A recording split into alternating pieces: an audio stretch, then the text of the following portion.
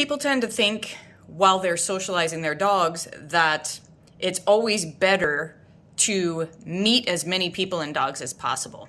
And that's typically not the case. What usually winds up happening is your dog might meet 500 dogs throughout the year or 500 people throughout the year, and it had semi-good experiences with most of them, right? Some of them went poorly, some of them went well, and a lot of them were mediocre. What happens in the long run is that we don't create this spotless image of other dogs and people. We actually create a somewhat tarnished image of other dogs and people. And then a lot of times we wind up struggling with fear or anxiety or reactivity.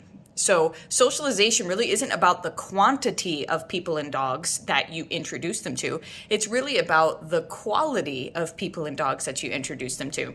If your dog socialized with other dogs 5 times out of the year, and those 5 socializations went absolutely perfect, as opposed to 500 socializations where half of them kind of didn't go as well as you'd planned, you're going to have better results in the end than if you pushed the 500 interactions. So make sure that when you're socializing your dog, you're setting it up to be as perfect as possible. The dog park is not the place to do it.